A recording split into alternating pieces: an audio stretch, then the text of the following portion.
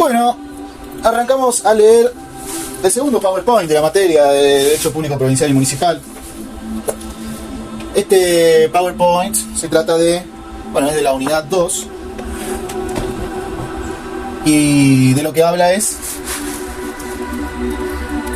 de las provincias como integrantes del Estado Federal. Las provincias como integrantes del Estado Federal. Las provincias son las unidades políticas que componen nuestra federación. Así, se designa a los estados miembros del Estado Federal.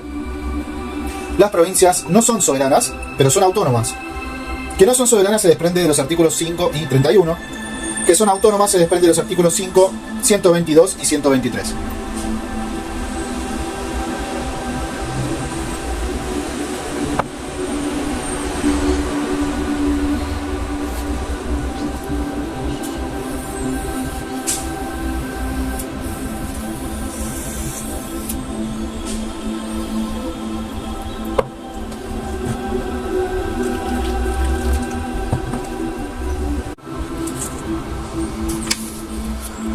Las nuevas provincias.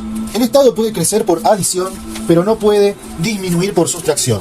Significa que si ninguna provincia puede segregarse, pueden en cambio incorporarse otras nuevas.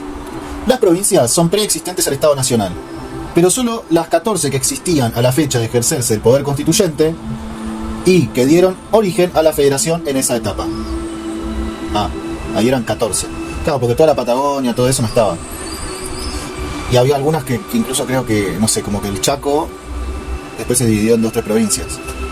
No sé, algo así, no quiero hablar boludeces. La federación puede crecer conforme surge de los artículos 13 y 75, inciso 15, de la Constitución Nacional. Deben ser creadas por el Congreso que provincializa territorios nacionales. Actualmente no quedan en todo el territorio nacional territorios nacionales. El último era Tierra del Fuego. El último, que era Tierra del Fuego, fue convertido en provincia en 1991. La ciudad autónoma de Buenos Aires fue convertida en un ente autónomo.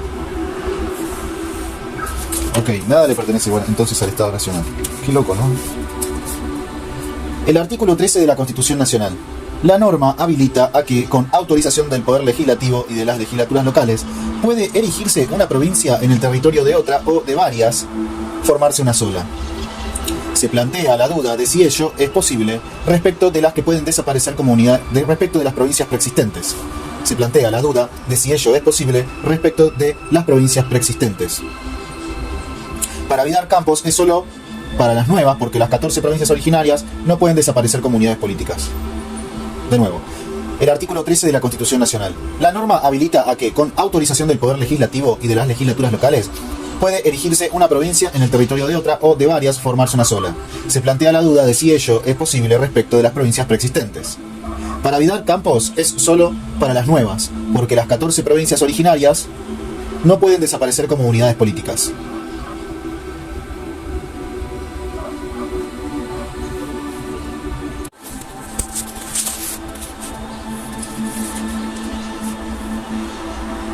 De nuevo, el artículo 13 de la Constitución Nacional. La norma habilita a que, con autorización del Poder Legislativo y de las legislaturas locales, puede erigirse una provincia en el territorio de otra o de varias. Formarse una sola. O de varias, formarse una sola. Ok, bien. Se plantea la duda de si ello es posible respecto de las provincias preexistentes. Para Vidar Campos es solo para las nuevas, porque las 14 provincias originarias no pueden desaparecer como unidades políticas. El artículo 121 señala que las provincias retienen todo el poder no delegado al gobierno nacional, y el que expresamente se hayan reservado por pactos especiales. Históricamente se hace mención al Pacto de San José de Flores, de 1859, entre la Confederación y la provincia de Buenos Aires. Vidar Campos cree que podría incorporarse una provincia mediante pacto, pero se trataría de algún territorio que no forme parte de nuestro Estado, lo cual no ha ocurrido nunca. Las provincias nuevas que surjan por creación del Congreso no pueden pactar con el Estado Federal al tiempo de su creación.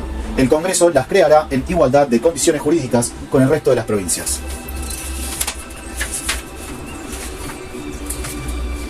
Límites y conflictos interprovinciales. Los límites interprovinciales son fijados por el Congreso, artículo 75, inciso 15, pero la práctica constitucional argentina ha recurrido al sistema de arbitraje en algunas ocasiones. Siempre deben respetarse los límites históricos. Se dice que esta es una facultad compartida, ya que también debe prestar su consentimiento cada legislatura local involucrada.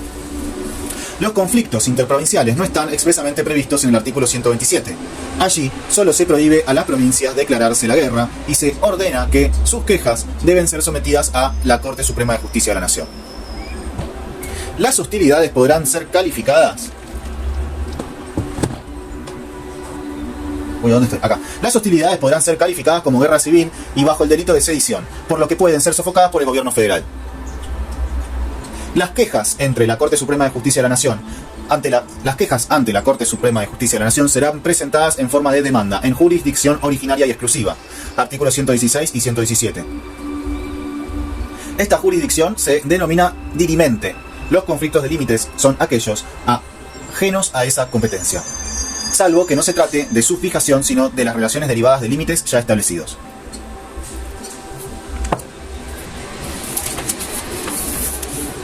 Conflictos interprovinciales. La Corte Suprema de Justicia de la Nación falló el 3 del 12 del 87 en una contienda entre La Pampa y Mendoza por la interprovincialidad del río Atuel.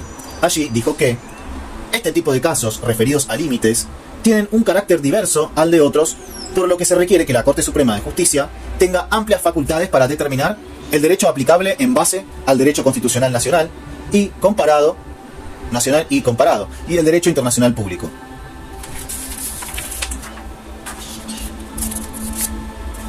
Los actos públicos y procedimientos judiciales de una provincia gozan de entera fe en las demás, y el Congreso puede determinar cuál será la fuerza probatoria de esos actos y procedimientos y los efectos legales que producirán. Artículo 7 de la Constitución Nacional. La Corte Suprema de Justicia de la Nación dijo que debe atribuirse a estos actos, los mismos efectos que hubieran de producir en la provincia de donde emanaron. Caso Arabia Blas 1969. El artículo 8 de la Constitución Nacional prescribe que los ciudadanos de cada provincia gozan de todos los derechos, privilegios e inmunidades inherentes al título de ciudadano en las demás. La extradición de criminales es una obligación recíproca entre todas las provincias y, por surgir del artículo 8, no está sujeta a reciprocidad. Unidad, integridad e integridad territoriales. La unidad territorial significa que no obstante la pluralidad de las provincias, el territorio del Estado federal es uno solo. Este principio no solo salvaguarda la unidad integral de la federación, sino también la territorialidad de cada provincia que la integra. La garantía federal de parada a las provincias por el artículo 5 de la Constitución Nacional alcanza a cubrir la defensa e incolumidad de sus respectivos territorios. El principio de que las provincias no pueden desmembrarse asegura también la unidad territorial del Estado federal, mediante la integración pluralista de las provincias, en tanto los artículos 3 y 13 impiden al gobierno federal alterar el elemento territorial de las mismas, sin consentimiento de sus legislaturas. Las relaciones interprovinciales y de estas con el Estado federal queda garantizada por la prohibición de las aduanas interiores y de los derechos de tránsito, sea por agua, terrestre o por aire. Artículos 10 a 12. Integridad de las provincias. Exige una triple distinción. A. Las provincias no han delegado al Estado federal el dominio de sus bienes, sean públicos o privados. No obstante ello, como la legislación civil de fondo es resorte del gobierno federal, incumbe al Poder Legislativo Nacional la determinación de cuáles son los bienes del dominio público y del dominio privado de las provincias. B. En cambio, Vidal Campos dice que es de competencia provincial la legislación sobre el uso y el goce de dichos bienes, materia en la que puede apartarse del Código Civil. C. El dominio de las provincias sobre sus bienes no coincide con la jurisdicción. Puede haber dominio sin jurisdicción. BGR. En materia de ríos, las provincias tienen el dominio de los que corren por su territorio, mientras que la navegación y el comercio interprovincial es federal. Recursos de las provincias. El principio de integridad territorial de las provincias rescata a favor de estas el dominio y la jurisdicción de sus recursos naturales, su subsuelo, su mar territorial, su plataforma submarina, su espacio aéreo, sus ríos, lagos y aguas, sus caminos, las islas, las playas marinas y las riberas interiores de los ríos. Las leyes del Estado federal opuestas a estos principios son inconstitucionales. El artículo 124 reconoce a las provincias el dominio originario de los recursos naturales existentes en su territorio. En las vías de comunicación interprovinciales por tierra, agua y aire hay jurisdicción federal a los fines del comercio interjurisdiccional, provincial o internacional y de la circulación y navegación de la misma índole. También a los fines de la defensa común. Se ha producido una mutación constitucional respecto de la disposición de bienes como las minas, BGR. La Constitución Nacional dijo que si el Poder Legislativo es competente para dictar el Código de Minería, también era válido conferir al Estado federal el dominio de los hidrocarburos.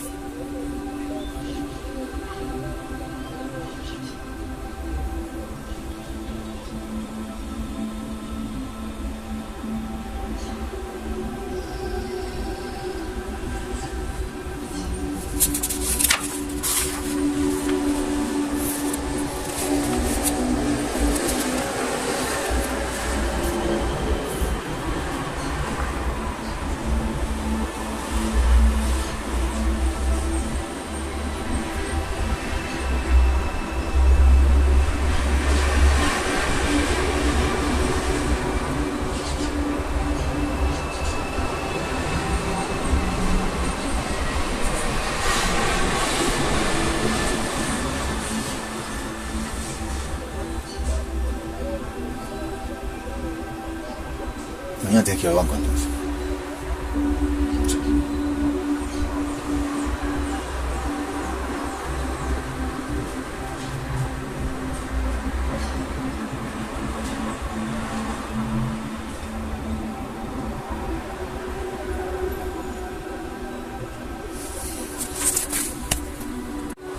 El régimen municipal.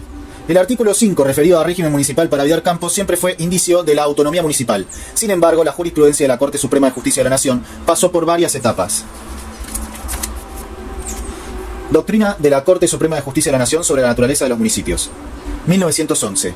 Se los considera meras delegaciones de los gobiernos provinciales, caso Municipalidad de La Plata, simples entidades del gobierno central con descentralización administrativa, lo que les daba calidad de autarquías, pero no autónomas. Autárquicas, pero no autónomas. En 1911 se los considera meras delegaciones de los gobiernos provinciales. Caso Municipalidad de La Plata. Simples entidades del gobierno central con descentralización administrativa, lo que les daba calidad de autárquicas, pero no autónomas. 1929. Se reitera que obran por delegación de los gobiernos provinciales, aunque reconoce que son entidades esenciales del régimen constitucional. Ajá. Tienen su propia constitución entonces. Caso Municipalidad de General Pueyrredón contra Jockey Club de Mar del Plata.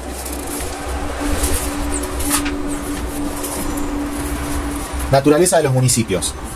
Se reconoce la facultad de crear impuestos a la Municipalidad de Buenos Aires. Club Atlético River Plata, Municipalidad de Buenos Aires. River Plate, ¿no será? 1933. A ver, esta es la jurisprudencia, vamos de nuevo. En 1911, a los municipios se los considera meras delegaciones de los gobiernos provinciales, caso Municipalidad de La Plata. Simples entidades del gobierno central con descentralización administrativa, lo que les daba calidad de autárquicas, pero no autónomas. 1929. Reitera que obran por delegación de los gobiernos provinciales, aunque reconoce que son entidades esenciales del régimen constitucional. Caso Municipalidad de General Pueyrredón contra Jockey Club de Mar del Plata.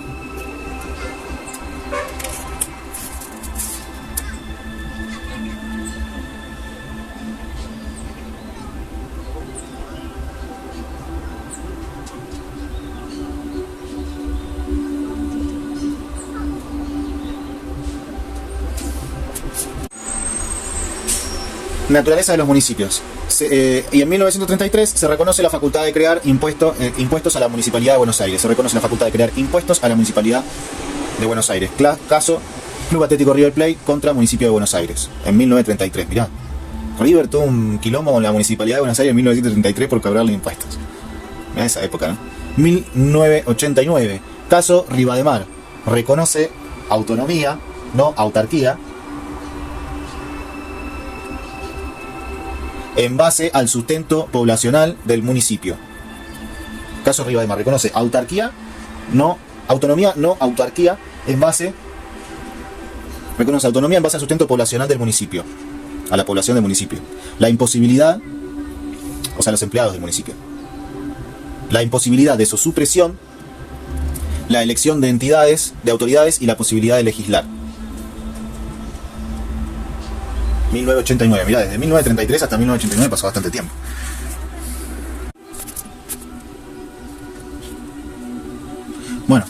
Autonomía versus autarquía. Vamos a ver la definición de autonomía, porque no entiendo una poronga esto. Autonomía, poder político y normativo. Ejemplo, provincias tienen constitución propia, dictan sus leyes. Autarquía, poder administrativo y financiero. Ejemplo, organismos estatales, Banco Central, AFIP, universidades nacionales.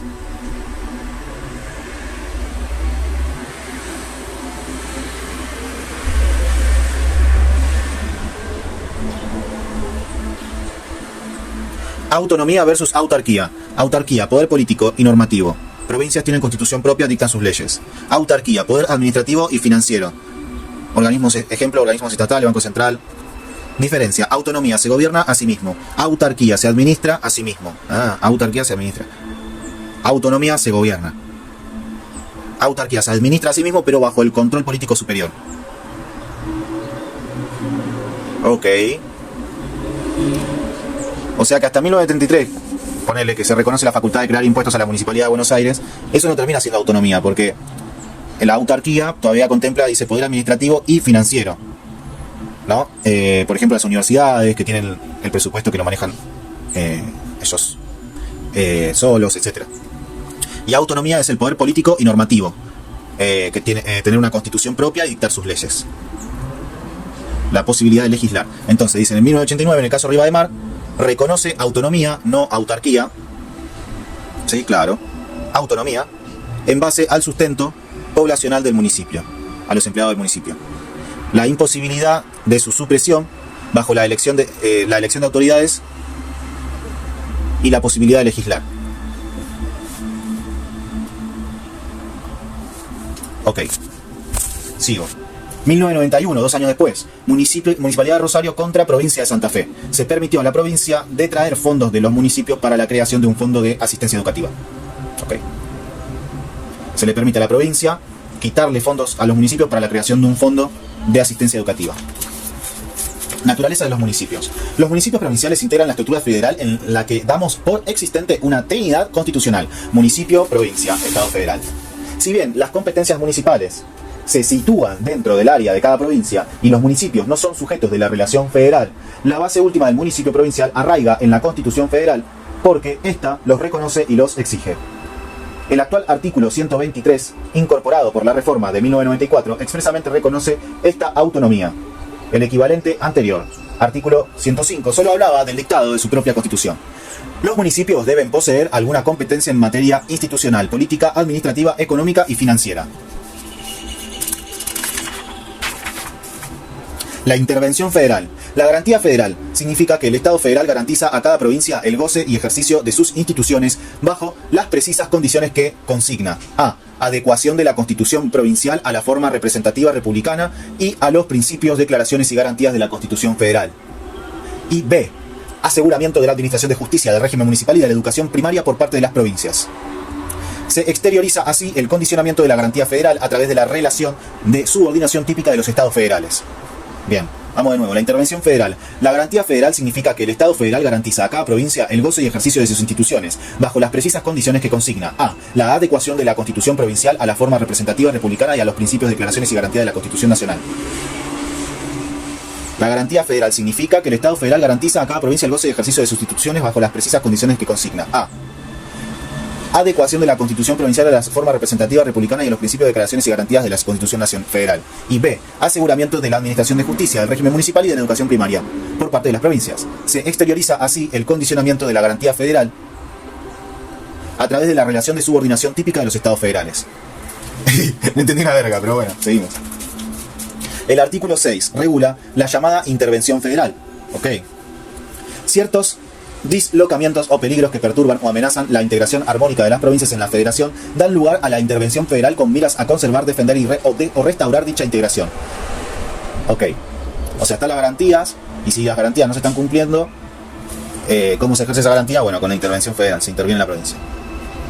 Y ello tanto en resguardo de la federación entera como de la provincia que sufre distorsión en la unidad federativa. El artículo habla de intervenir en el territorio de la provincia y no de intervenir a la provincia, lo que da pie para interpretar que la Constitución Nacional no impone necesaria ni claramente que la intervención haga caducar o sustituya o desplace a las autoridades provinciales. Sin embargo, con la reforma de 1994, el artículo 75, inciso 31, establece que puede que puede disponer la intervención federal a una provincia o a la CABA, a la Ciudad Autónoma de Buenos Aires. Es el artículo 6. Causas de intervención federal. El gobierno federal interviene A, por sí solo, para garantizar la forma republicana de gobierno o repeler invasiones exteriores. B, a requisición de las autoridades constituidas para sostenerlas o restablecerlas si hubieran sido depuestas por sedición o invasión de otra provincia. Bueno, vivo enfrente de los bomberos. Y no siempre, pero de vez en cuando hay algún incendio y sale un camión de bomberos para apagar el incendio y se escucha. Vuelvo de nuevo con las causas de intervención federal. El gobierno federal interviene A, por sí solo, para garantizar la forma republicana de gobierno o repeler invasiones exteriores. B, a requisición de las... Esto de garantizar la forma republicana de gobierno sería con los tres poderes, ¿no? Como que si alguno de los tres poderes se está excediendo de sus funciones, lo puede intervenir, supongo.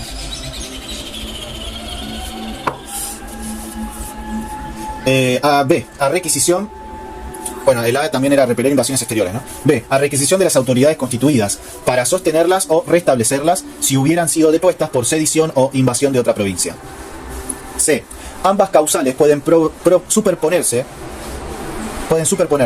si la sedición local destituye a los miembros de la legislatura y el gobernador en represalia cláusula, la legislatura, se acumulan las dos causas. Bueno, no se entendió una verga esto, pero ni de casualidad. Ambas causales pueden superponerse si la sedición local destituye a los miembros de la legislatura y el gobernador en represalia clausura la legislatura. Acá decía cláusula, pero es clausura, me parece. Y el gobernador en represalia clausura la legislatura, se acumulan las dos causas. Bien.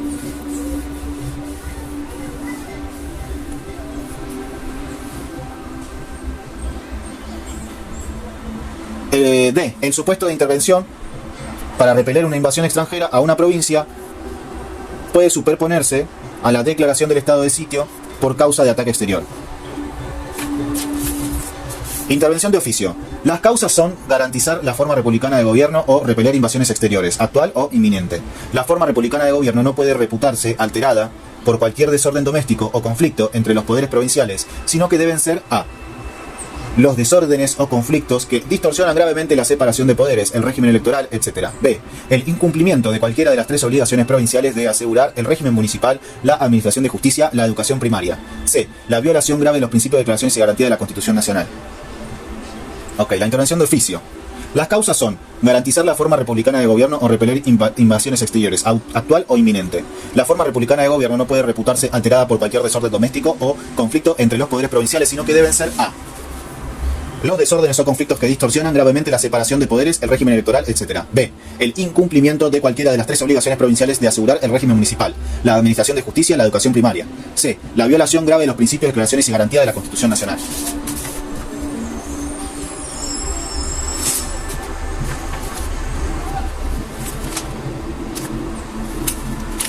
Intervención de oficio, finalidad. La intervención dispuesta para garantizar la forma republicana de gobierno puede advertirse en dos sentidos. A, mantener la relación de subordinación propia del federalismo, preservar la similitud de formas políticas entre las provincias y el Estado federal, y asegurar la reproducción del esquema trazado por la Constitución Nacional. B, obligar a las provincias a acatar el condicionamiento impuesto por el artículo 5 de la Constitución Nacional. En este caso juega como una facultad y una obligación del Estado federal que tanto puede significar sanción a la provincia que la perturba, cuanto simultáneamente reconstrucción o restauración de sus instituciones, que a su vez implica conservación de las mismas dentro de la compatibilidad y congruencia impuestas por la forma federal.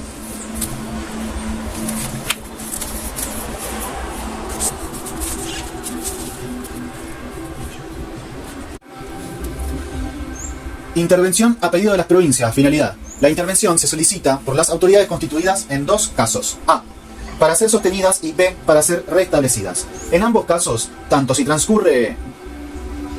concurre sedición o invasión de otra provincia, El artículo 6 de la Constitución Nacional prevé la intervención para sostener a las autoridades provinciales, pero la amenaza de deposición es causa suficiente. La finalidad de esta intervención, sea en su variante doméstica, sedición o interprovincial, invasión de otra provincia, es fundamentalmente protectora o conservadora y se endereza a ayudar a las autoridades locales, pero también puede representar un carácter de sanción o represión con respecto a los protagonistas del hecho delictivo. Se alude a ello en los artículos 22 y 127 de la Constitución Nacional, pero es imprescindible que los hechos conflictivos coincidan con el tipo penal. Intervención a pedido de las provincias. Procedimiento. Las autoridades constituidas de la provincia deben requerirla, es decir, los órganos titulares de alguno de los tres poderes, gobernador, legislatura y superior tribunal de justicia. También sería una autoridad provincial con la convención. También sería una autoridad provincial la convención constituyente de estar funcionando. En caso de que ningún poder constituido pudiera pedir la intervención, la acefalía total permitiría al gobierno federal presumir la requisitoria para intervenir sin solicitud expresa.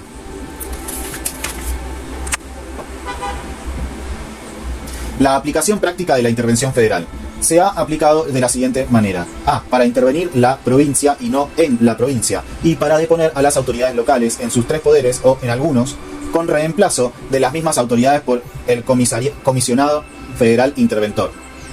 B. En caso de conflictos de poderes locales y para asegurar el derecho de sufragio. C. En vez de sostener las autoridades locales, se ha usado para reemplazarla. D. De manera preventiva, es decir, sobre las autoridades locales electas. Caso de 1962, a partir del triunfo de candidatos provinciales de filiación peronista, la intervención paralizó su asunción. Por eso, Vidal Campos señala que se ha dado una mutación constitucional, cambio sin reforma.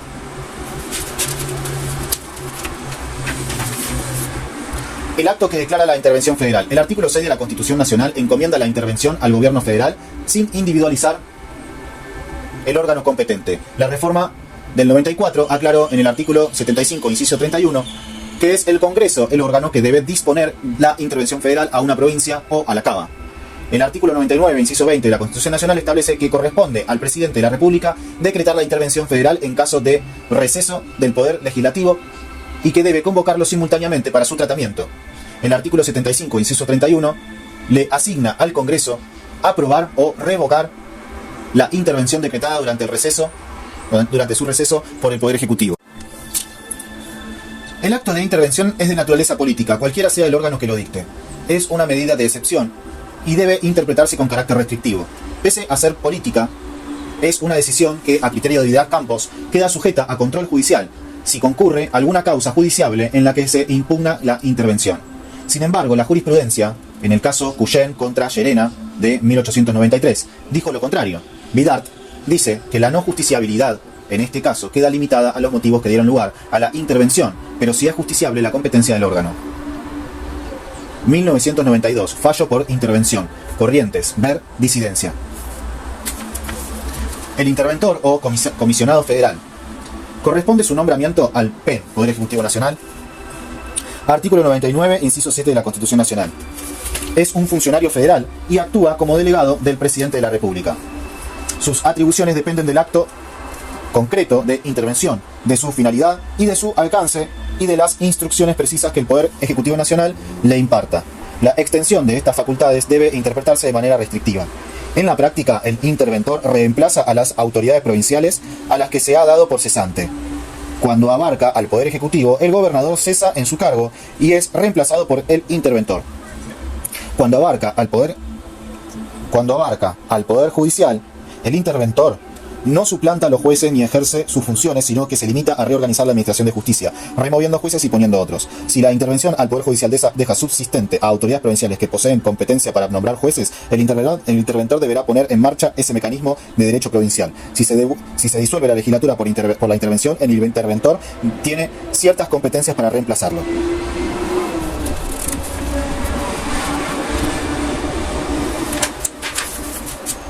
El interventor o comisionado federal. La intervención no extingue la personalidad jurídica de la provincia ni suprime su autonomía. El interventor debe respetar la Constitución provincial y las leyes, apartándose de ellas solo por hacer prevalecer el derecho federal y la supremacía de la Constitución nacional. Hasta la asunción del interventor son válidos los actos de las autoridades provinciales. La jurisprudencia ha precisado que el interventor es un representante directo del Poder Ejecutivo Nacional y asume toda la autoridad conducente a los fines que se le encomiendan. Su nombramiento, sus actos y sus responsabilidades escapan a las leyes locales porque prevalece el derecho federal. Aunque no es justiciable el acto de la intervención, sí lo son los actos de los interventores, quienes están sometidos a la competencia judicial federal, salvo los actos llevados a cabo en calidad de autoridad local. La dinámica del federalismo. Sus debilidades. Hay una tendencia de las federaciones a incrementar los poderes del gobierno federal, lo cual inclina el sistema hacia la centralización. Por otro lado, necesidades económicas, situaciones de emergencia y liderazgo del Poder Ejecutivo Nacional son proclives a robustecer competencias federales. Esa tensión entre fuerzas centrípetas y centrífugas, entre unidad y pluralismo, no siempre deben el avance del centralismo al avance del gobierno federal. En muchos casos los estados locales debilitan su fuerza y hasta delegan sin mayor oposición sus competencias en el Poder Ejecutivo Nacional, a quien acuden asimismo en demanda de subsidios. En el derecho argentino favorecen la centralización, la práctica de las intervenciones federales, el régimen impositivo concentrado, los subsidios y ATN, la mutación constitucional que otorga al Estado federal la regulación de materias locales, mediante tratados internacionales, las épocas de facto, las crisis económicas, el régimen de las leyes, contrato, la adopción por las provincias que reproducen a nivel local normas federales, la intromisión en el poder constituyente local, la anulación por el gobierno federal de elecciones locales, el desapoderamiento por el gobierno federal de recursos y territorios provinciales, la centralización de servicios, la transferencia de organismos de seguridad social, las políticas económicas centrales.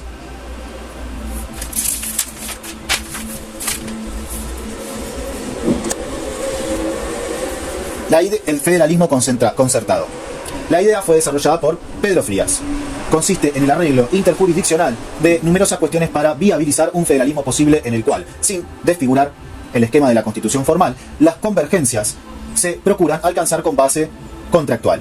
Se trata de un modo y una técnica de encarar los problemas que rondan el reparto de competencias, a las que ya no se interpreta como solitarias o inconexas, sino como concertables coordinadamente.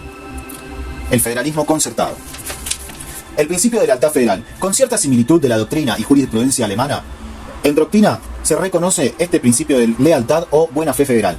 Supone que en el juego armónico y dual de competencias federales y provinciales, que para su deslinde riguroso pueden ofrecer duda, debe evitarse que tanto el gobierno federal como las provincias abusen en el ejercicio de esas competencias, tanto si son propias como si son compartidas o concurrentes. En sentido positivo, implica asumir una conducta federal leal que tome en consideración los intereses del conjunto federativo para alcanzar cooperativamente la funcionalidad de la estructura federal in totum. Hay alguna relación entre el federalismo concertado y la lealtad federal, porque al menos implícitamente la lealtad federal presupone una cooperación recíproca entre el Estado federal y las provincias, y como la concertación también es una forma de cooperación, hay nexos.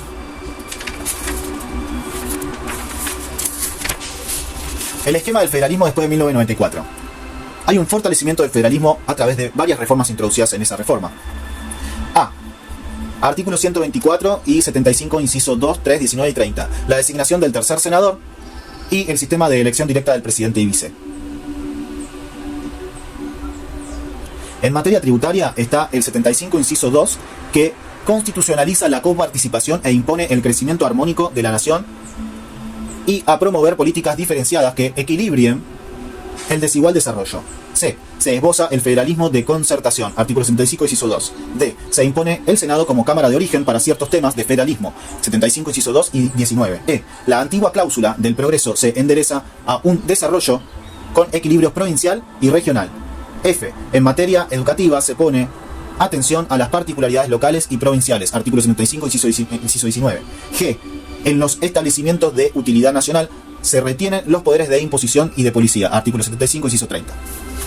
Bueno, hasta acá llegamos el día de hoy con este super audio espectacular.